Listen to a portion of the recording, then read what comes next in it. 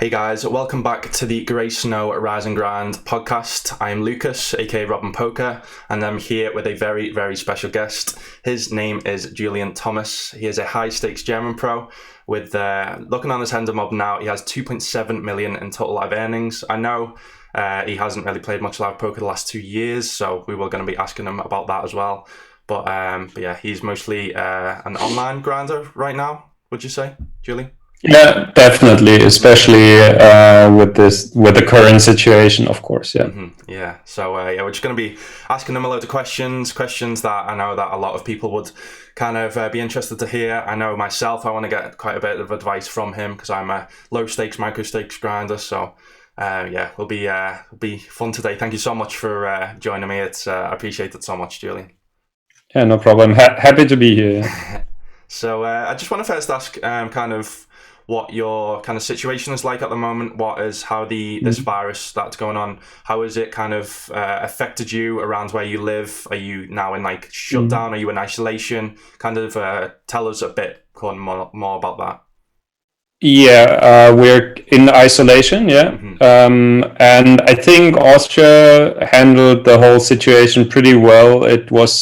They decided to take steps very, very earlier than other countries, and yeah, so we are not allowed to go out unless we have we have to go for grocery shopping, to the doctor or something like that, and all the restaurants and stuff, everything is closed. So yeah, we have to stay at home, and if you go out for any other reason that's not on the list, then you have to pay a fine. Oh wow.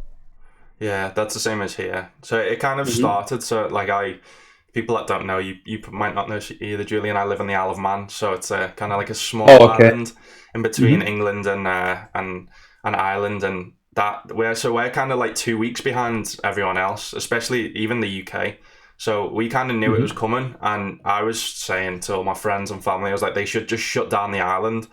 So at that point there was no cases.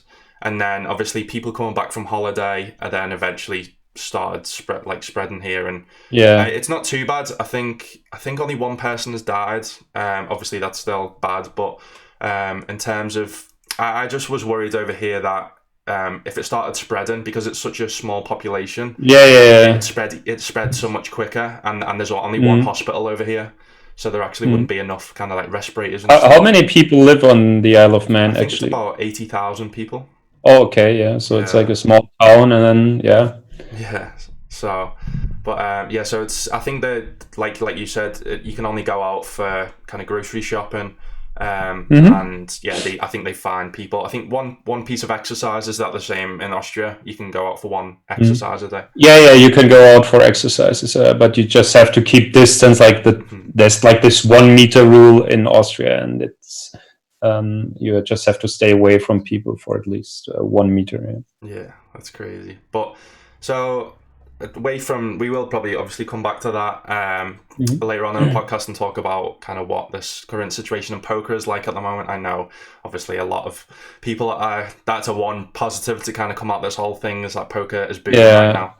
But so let's go back to kind of the start. So when did you start first playing poker, and how did you kind of first get into poker?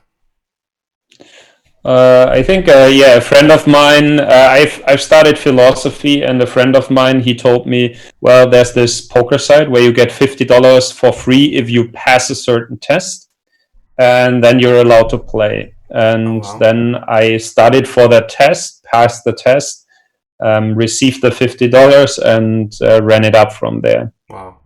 Yeah. That's crazy. What test? What did they test you on? They had articles on pre-flop strategy where they provided pre-flop charts, and I don't know, something like seed betting and stuff. And then there was like this how do you call this thing? Multi thing with the check marks. Yeah. I don't even know that in English myself. Yeah, what the fuck? I use this term so often because my girlfriend, she's a teacher, and she does this tests all the time, whatever, like multiple choice. Multiple choice, exactly, like a multiple choice test, and I passed it, and then I received the $50, and Wow. That's crazy. So then when did you start kind of taking poker seriously, and when did you kind of become a professional poker player? I think I took it seriously right from the start because I always believed I could make money with this. Mm-hmm. And then, but during my studies, I didn't play a lot. I just grinded low to mid stakes SNGs.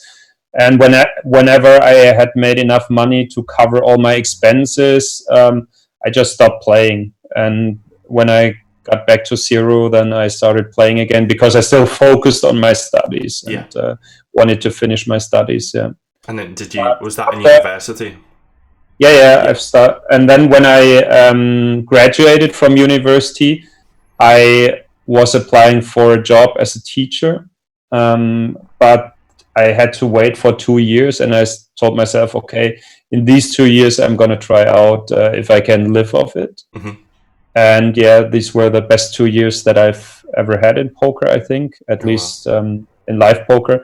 And then I stuck to it. And every year I told myself, well, if it's not going well this year, I'm going to become a teacher eventually. But every year it's been good again. So that's amazing. Yeah. So that's what you'd be doing if you weren't a poker player, you'd be a teacher. Yeah, I'd be a teacher. I mean, I'm not sure if I'd still be a teacher, but it's something that I always wanted to be, especially since I've studied philosophy and ethics. And teaching that specific topic, I think, would be really fun. And but yeah, I don't know. I often think if there's something else I'd like to do with my life, but there's a lot of stuff I like to do. Mm-hmm. Except for working in a 9-to-5 job, I guess, which teacher kind of is, unfortunately, but you still have some freedom, I guess. At least you get like half terms, you get quite a bit of holidays and stuff, don't you? Which I think that would be a good thing. Yeah, and it's not like the typical office job. You talk to people a lot and stuff, and can be creative as well. Yeah, of course. I actually done philosophy and ethics in A level. I think I got a B in A levels. I really enjoyed it. So B is good, right? B is so I think A star is the highest, then A, then B. Okay, yeah, that's good. Nice to hear.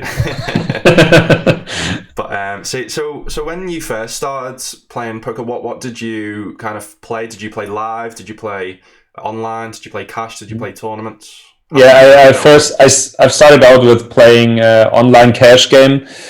But I quickly shifted to SNGs, and back then there was still solvers for SNGs to solve for a push or fold strategy, and that kind of suited me because I like to just plug in things into solvers, get answers, and find good systems how to learn and how to apply it. So I did a lot of solver work for sit and goes and grinded until they became unbeatable.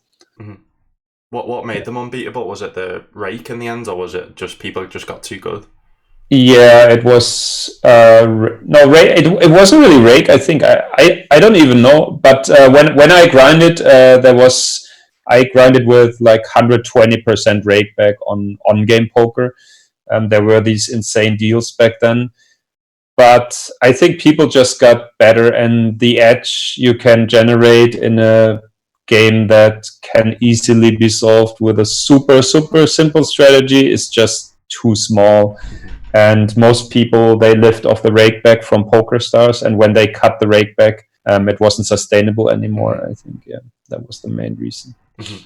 So if you were going to start now, I know this is probably a difficult question because you've probably not played like micro stakes, low stakes in a while, but say, just from kind of obviously your own opinion, if you were to start off like kind of I am with a low bankroll, micro stakes, low stakes, what would you play cash? Would you play tournaments? Would you play sit and goes? What do you think would be the best option right now? I think I would definitely start with cash because the edge is high and the game is not so complex in terms of you have pretty much fixed ranges pre-flop if you play an optimal game at least. And tournaments is just so complex. There's so many different stacks sizes. There's KOs and non-KOs. There's ICM involved sometimes not. So I would definitely start with cash, yeah. Mm-hmm. to say, it's kind of like what site then going into. Obviously, I know this is a Grey Snow Poker podcast, but Grey Snow is kind of at its start where it's still offering a lot of overlays. It's been running for about a year and a half, 2 years, and still it manages to overlay. But the cash games are quite good. I think the rake on it is pretty decent as well, on the rake back. But obviously, taking Grey Snow aside, because I know a lot of markets can't play Grey Snow, what kind of sites at the moment do you think are the best in terms of value, but also like kind of rake and rake back and stuff? I think if you start really low, it doesn't really matter. Like the biggest factor, because there's traffic everywhere on, I don't know, NL1 or whatever that is, the lowest. There's traffic everywhere, and it's soft everywhere, obviously. And so I would just pick the side that I like the most, where I like the whole the software and everything, I guess. Yeah, for sure. For sure. So going over again to let's go for low stakes tournaments. So I at the moment, I'm mixed between. So I play nothing above kind of like a $22 buy-in at the moment. I do it based on that rather than kind of rather than like average buy-in. I've never kind of known properly kind of what to base it off, but I just kind of stick to that principle of nothing above $22. So what would kind of be your advice in terms of like study wise and kind of what would be your kind of advice for someone like me? Well, the main advice I always give is you have to find a system how you learn the whole game. On the one hand, this is easy. On the other hand, it's not. Because without your system, you just go through all the topics there are and learn. But finding the system that suits you is obviously not so easy. And I don't really know how to find the system. Like the general idea is that in every spot you ask the same questions every time. So whenever you analyze the spot, it's not like I start from A or whatever this time, and the next day you start from B or whatever. But you have to ask the very, very, very same question every time. And knowing how to find these questions is difficult if you start out. But I think there's a lot of good free material out there. So I think obviously the best option would be to book an experienced coach, and he's telling you in, I don't know, 4 hours or whatever exactly what to do, if you can afford a coach. But I would never buy one of these video courses, I think, because the money you invest there, you could probably get 3-4 hours from a really good coach, and he's telling you what to do. But it obviously takes a lot of research. You have to go through all of the materials there are, and you have to find the best. And it's tough to do, but that's just the nature of research, I guess, right? Because if you research, for example, for this virus right now or something, like which sources do you trust, which do you not trust? And I think that's probably the biggest task when you start with poker or any topic at all. Probably you have to know where to start. And so it's going to take a lot of research, and you will use a lot of bad material, I guess. But if you book an experienced coach, he can tell you, well, this is good material, this is bad material, and this is how your learning approach should look like. Yeah, I think that's kind of what I'm struggling for at the moment with iOS Atlas. So I have a part-time job, but then also try and stream like 4 times a week. So actually sitting down and studying. But like you said, actually knowing, so I have like Raise Your Edge. I also use DTO, the app, which I really enjoy. That's great. Actually, Raise Your Edge is the one course that I would recommend, just because I also know Ben since forever, and I know how he's structured, because most of these courses that you get, they are built up in a way that from a didactic teaching, learning point of view, are structured really, really badly, and I think Ben's course in this respect is for sure the best. And he also has got this big Discord community attached to it, so that really helps, I think. But most of these courses, what I've heard, they're like just too general. The stuff you learn there is just too general and not really. It's not good teaching. I mean, teaching is not something you can just do. Right? It's just something that you have to learn how to teach, and you have to learn how to learn, I guess. Yeah, because that's something I've actually been studying, how to kind of, because that's the pre-flop ranges in Raise Your Edge. I was like, I started trying to learn them all and memorize. I know obviously it's impossible to memorize all of them, but I was like, where do I even start? It kind of, like you said, there's so much information out there. It's kind of overwhelming for someone like me, kind of. I mean, I've been playing, kind of taking it serious for about 2 years now, so obviously I know kind of, obviously the basics, but then going to the next level and learning all the pre-flop ranges. What would be your advice in like kind of learning them? What would you say was the best way to learn them? Yeah, I think trust the charts. People, I don't know, people always, like, on the one hand this is good, but I think in general it's bad to have this urge to play hardcore, maximally exploitive. Especially people want to do that pre-flop. They want to exploit people wherever they can. But I always say just trust the charts, and that's, I think, like just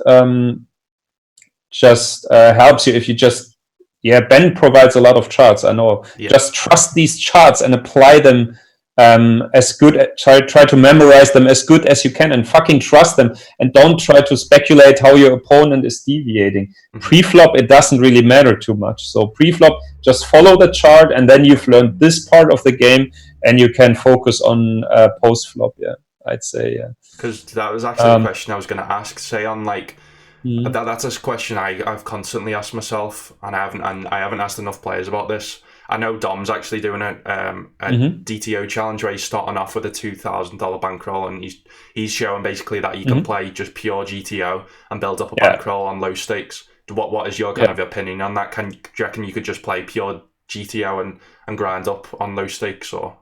It's not entirely true. You can for sure play GTO in the early stages, but as soon as ICM is involved, you cannot just stick to an ICM-based strategy, because if one player is deviating, all the other players win equity on the prize pool, and you lose. Even though you didn't make like an ICM GTO mistake, you still lose. And that's fucked up. The best example is like the satellite bubble.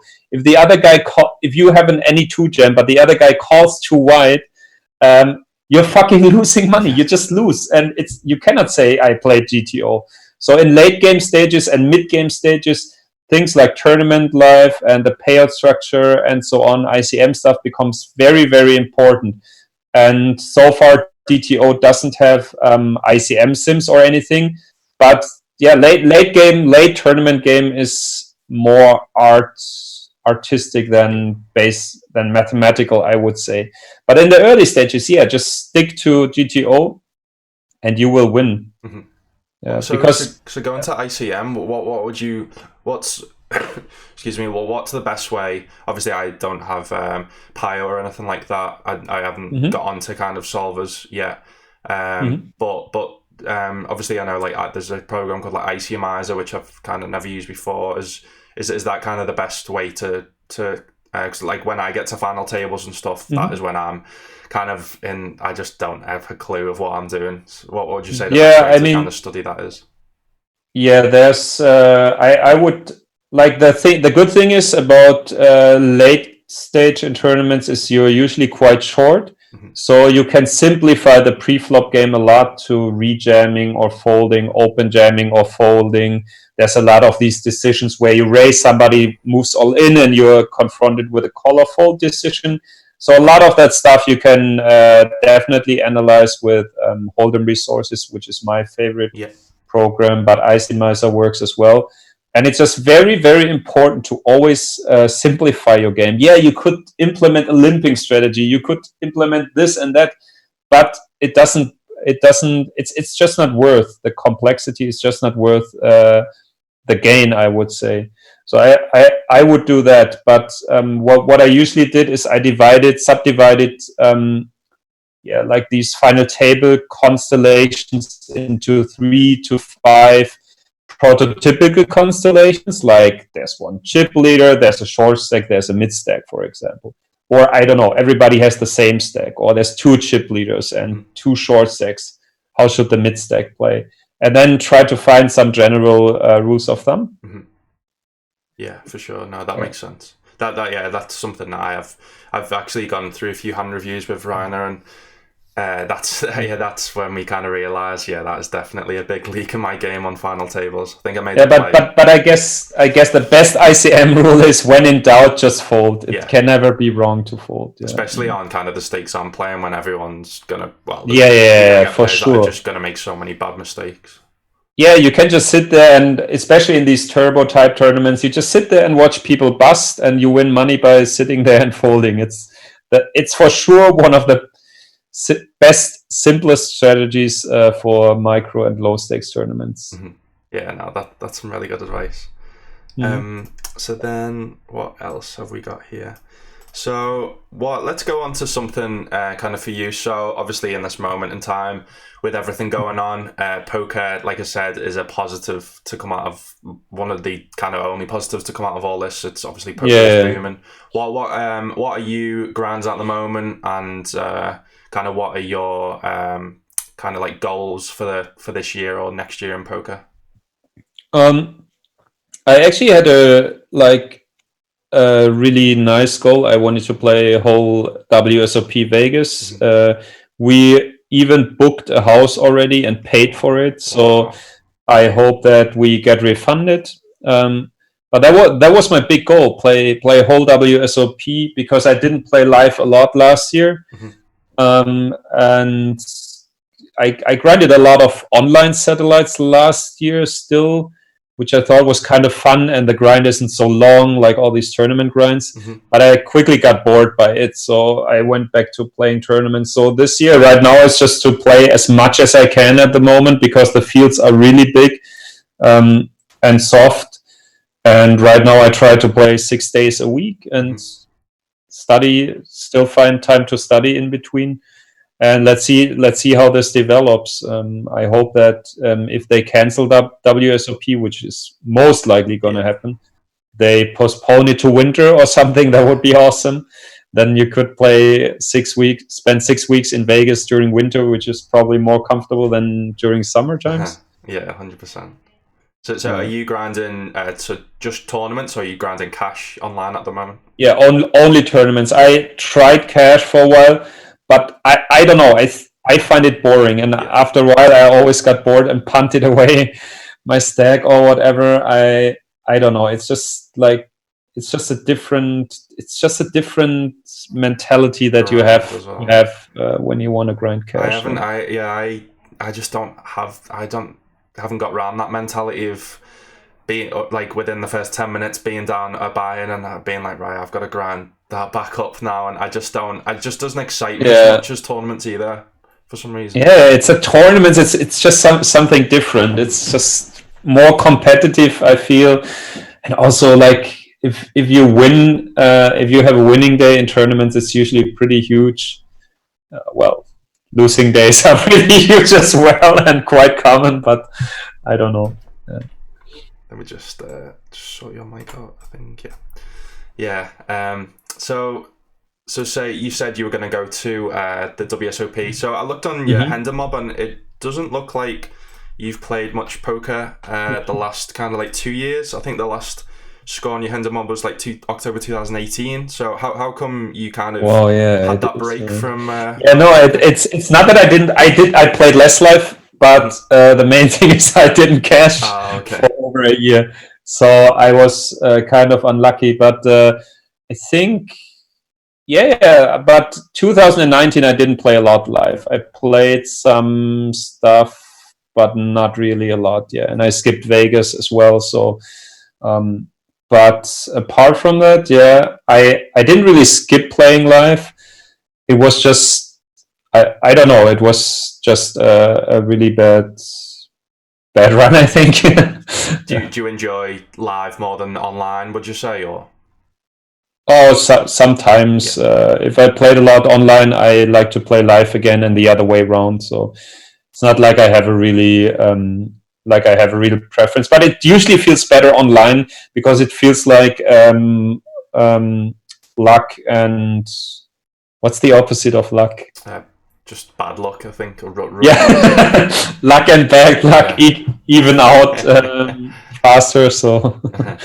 Yeah. No, I went to so that's how I kind of first met Rainer. So went to Vegas. My dad took me and my uncle for my 21st birthday. So it was my first time. Even in America, it was my first. Oh no, I think I went to America when I was young, but first time I can kind of remember. So we went to Vegas that was last summer. So that was amazing. Played in my first ever bracelet event. I actually ran really good in Vegas. I think I cashed in like really. I think I cashed in like 7 out of 8 tournaments that I played. Wow. Maybe you can teach me something for live poker. I don't know. Like live poker just feels so slow, and it's like it feels like sometimes you don't really have control over the result. I mean, you rarely have really control over the result in poker anyway. But online, it feels more like, okay, this tournament is fast. There's still 12 other tournaments open, and here's the next one, and here's the next one. Mm-hmm. And the next day, I'm going to grind 40 tournaments or whatever again, and at some point, I'm going to win. But online, it's like, live, it's like, okay, I busted the main. So now there's this side event, and then there's 2 more tournaments, and then there's nothing, and I don't know. No, I do, like, I think, because obviously I don't play professionally, like I'd say probably semi, because I still earn a bit from poker, but obviously I have most of my income from my job, so I kind of went there as like a holiday, and I was like, right, even if I don't cash in anything and lose everything that I was like, I'm gonna be happy, and met like Rainer and met a few kind of Buello, he's the German streamer as well.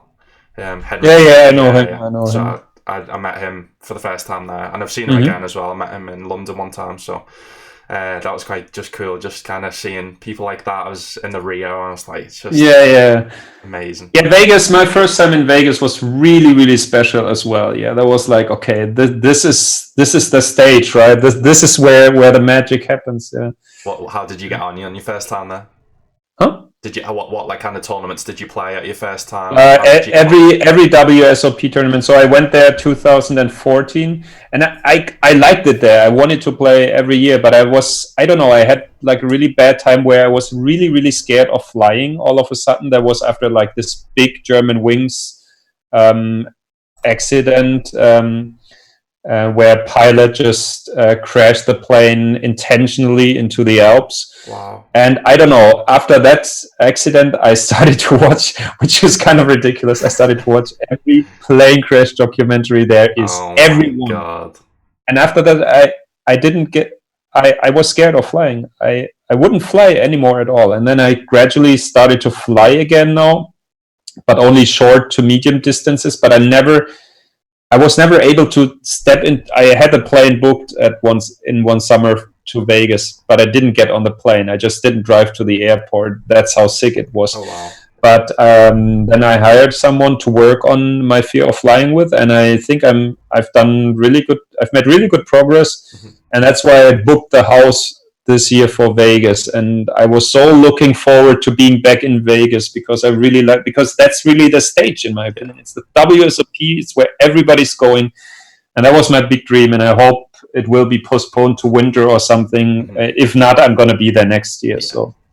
Oh, it's sad, man. I know, because when it was just at the start when this was all happening, and everyone was I could see on Twitter having bets whether it was going to be on or off, and I was like, "There's no way that they're going to cancel it."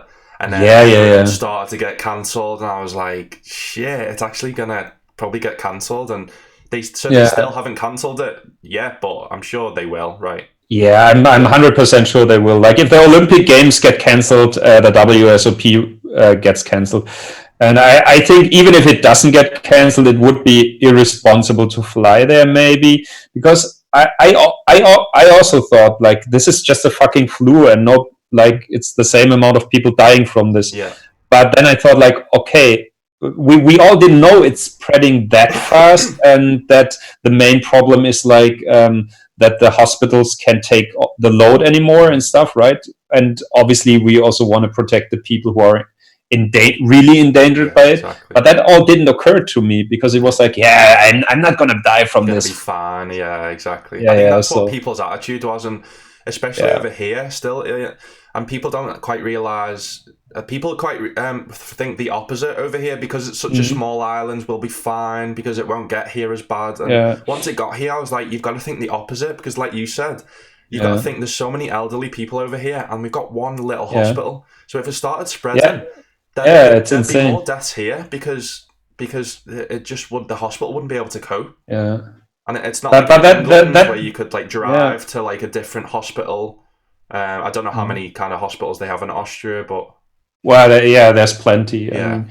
But it just shows the whole. This thing just shows the whole problem. What I also talked about in the beginning of researching which are reliable sources and which aren't.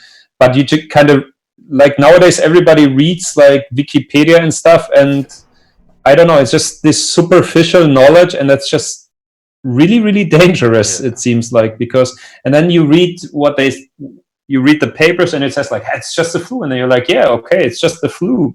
I'm not a doctor. How would I know? I just believe what I read. But you can't trust the newspapers anymore. I mean, you never could, I think. Especially in England, where I'm kind of a big Liverpool fan, and I was affected quite a bit by the Sun and stuff. So I just don't like any kind of newspapers in England either. But yeah, so hopefully maybe it gets postponed, the WSOP for you till December. But I'm sure once you go, then it'll be worth it even more because when you get there, it'll be crazy. We'll see. Right. So we kind of touch on this a bit. So kind of, what are your main goals in poker from now on? Maybe not the next year, but say in the future, have you got any kind of, maybe not even poker goals, maybe just kind of life goals? What kind of, if you could look back on, say in 10 years time, what would you have kind of wanted to achieve or kind of done? Well, in poker right now, I never worked with stats because I always thought this is just nothing you should do in tournament poker. But I've now learned that in some you can actually gain something from stats, that is looking at your own stats. And right now, I really enjoy looking at my stats. Like when I see my stats are where I think they should be, then I'm really proud of myself. And that really helped me playing my very best game because I focus way more when playing on, is this the right decision or not? And I haven't done this before. My BB per 100 was always okay, but not really high. But I never took it seriously anyway. And now it's better than ever. And I think that I really enjoy this process where I really look more on my game and try to improve. It's really fun at the moment. I really enjoy. I really think that I'm improving, and I enjoy the process. And poker-wise, my goals are definitely WSOP, and I want to play more live because I haven't been able to play live a lot now, obviously. Definitely want to play Barcelona, the EPT, but not sure if it gets cancelled as well. And I don't know, live goals,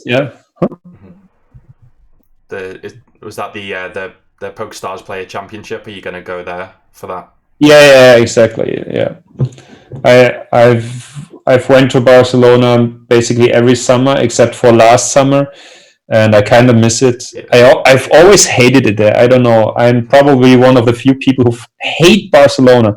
It's just, I don't know what people like about it. The sea is just dirty and warm, and I don't know. It's super crowded. It's loud. It's way too hot.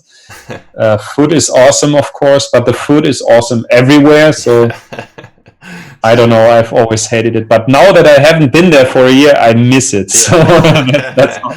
I've only ever been there for I've been there on holiday twice, but I've never been there for poker. But I was hoping. I know a couple of my friends that have won a platinum pass, and I'm actually fingers crossed, hopefully playing on stream tomorrow for a platinum pass. Nice. For Finton, the Easy with Aces. He's Fingers a crossed. streamer. He's doing like a challenge, so hopefully I think I found out today whether we're getting it. It's going to be like a sit and go for 36 people. So we've got like 36 people away from winning a platinum pass. And one guy is going to win the pass, so you got a 1 out of 36 chance. Wow. Yeah. Wow, that's awesome. Yeah, I hope you win. Well, I don't know. Are people swapping in this? Are people swapping into this, or is just everybody on their own? Or is it not official? It was like a social media competition. So every day he's done a different challenge. It was like a create your own rap. It was just little crazy stuff like that. It's been quite fun. So yes, there's like 36 people he's picking. I think he's picked 30 people, and then he's doing like 5 or 6 wild cards. So I found out today. So hopefully, probably by the time this podcast comes out, I might have won the platinum pass. So, that would be awesome. But yeah, hopefully, fingers crossed. If I do, well, I'll be able to see you in Barcelona. Yeah, sure.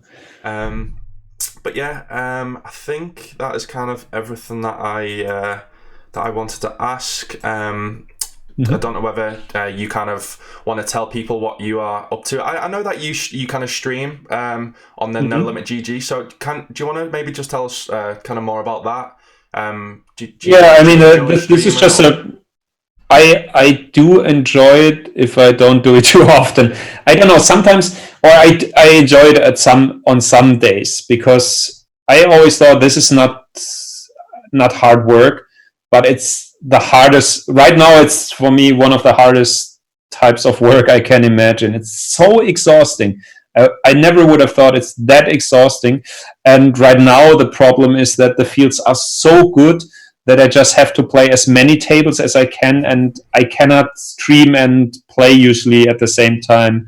I will still try to do a stream once a week, but it's sick. That's all I can do. The work is so hard and it's so exhausting. I don't know. Yeah. But yeah, the whole, for the people who do not know, the project has been founded by Stefan Schillhabel, and he wanted to found this esport team, and also like how can the esport guys learn from professional successful poker players how to get better at esports. And he's so insanely passionate about it that when he asked me, do you want to be part of this? Do you want to stream? I was like, yeah. Just because he was sitting in the plane back from Vegas and was kind of over poker and everything, even though he was super successful at the time, and he wanted to do something new. And then he said like, okay, I'm just going to do it. I'm more like this guy who's thinking about stuff, planning, what can I do? And I never do it. And Stefan, he said, like, I'm going to do this now. And he did it. And he just grinded for this project, and kind of gave his life, gives everything every day. And when I saw him talking about the project, I was like, yeah, he's so insanely passionate about it that I just want to be part of it and want to support it by streaming from time to time. Yeah.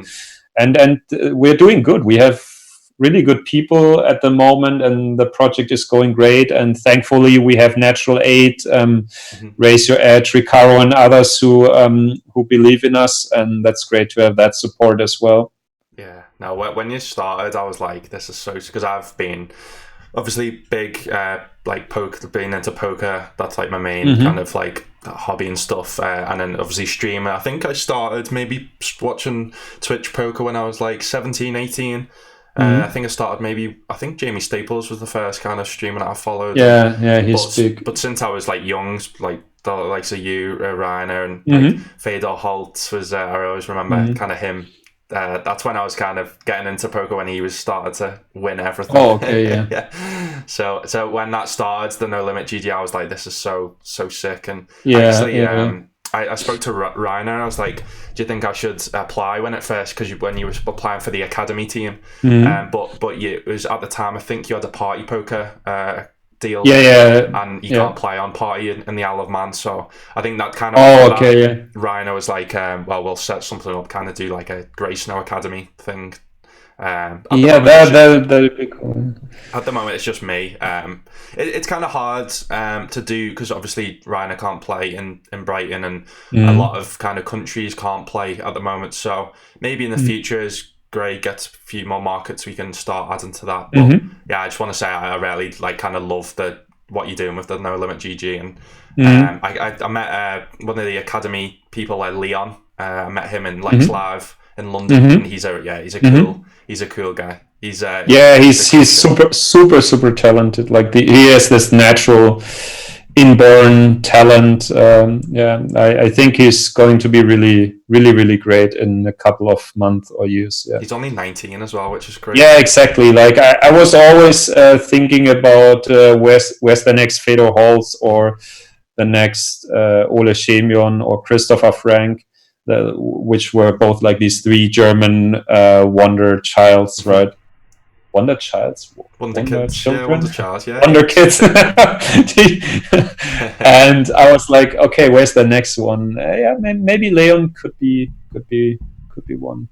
What do you think of the whole streaming thing in general? Do you think it's kind of like, because I've been hearing people, and I think it myself, it's maybe kind of the future of poker, because I know e-gaming, esports is massive now. It's gone massive, and I can certainly see like Twitch poker kind of getting bigger and bigger. Or what do you kind of make of it overall? Yeah, I like it. Also, when when I have a couple of tables left, I take a look who's streaming on Twitch and watching some streams.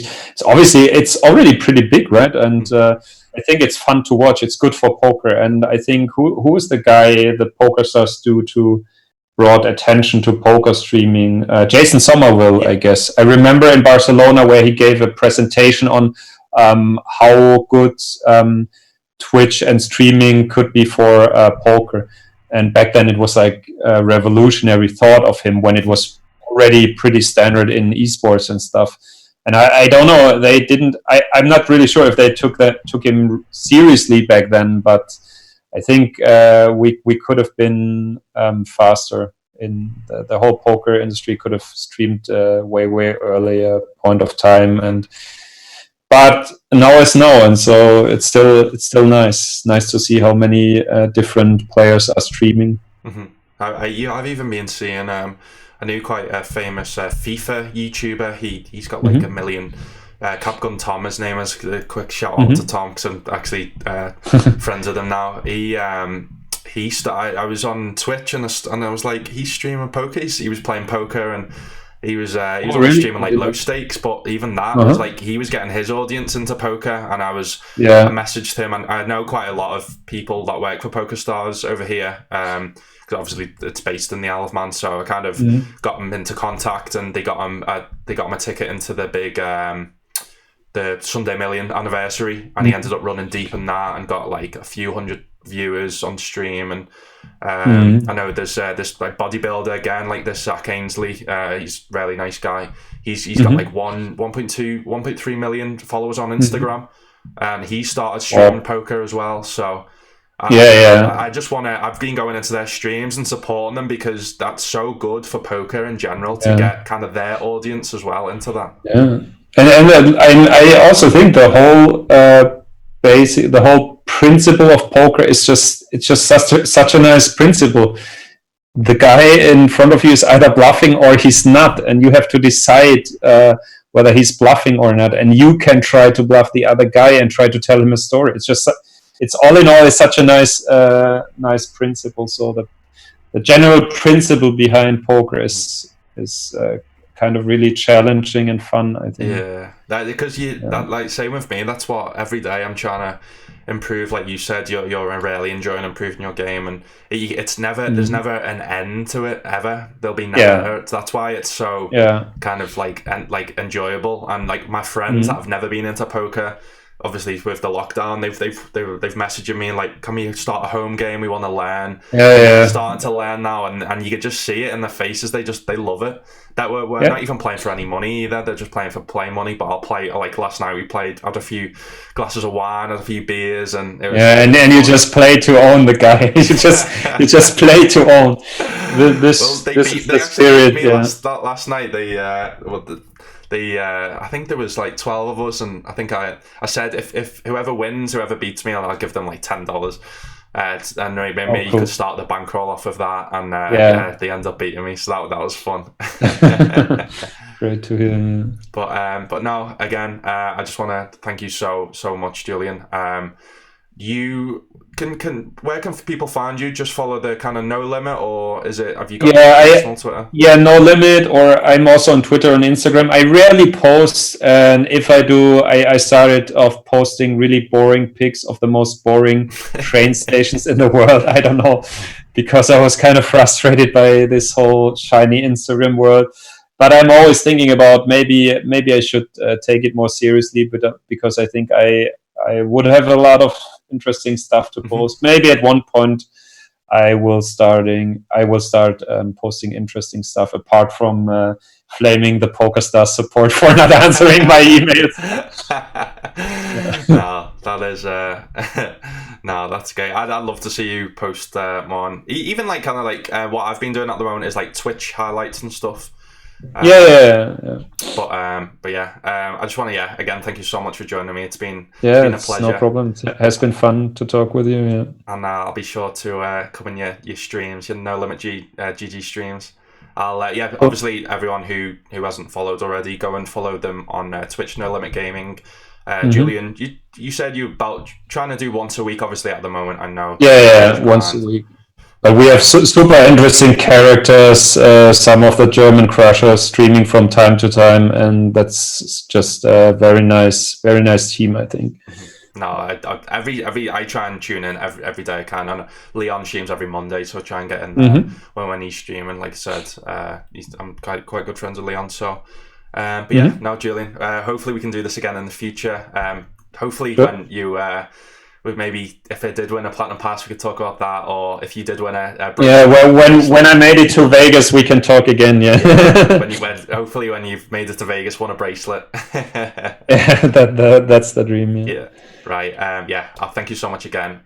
If you do want to follow the Grey Snow socials, guys, I'll leave them in the comments down below. Also, if you do want to follow my own channel, I stream, like I said, 4 times a week on my own channel, Rob and Poker. But yeah, like I said, I'm a low stakes, micro stakes grinder, trying to build it to the top. So just kind of follow me in my journey. And yeah, I just love doing kind of podcasts with people like Julian, and obviously done one in the past with Rainer. And yeah, this is kind of me living my dreams. So again, Julian, thank you so much, man. I appreciate it so much. You're welcome. Cheers, man.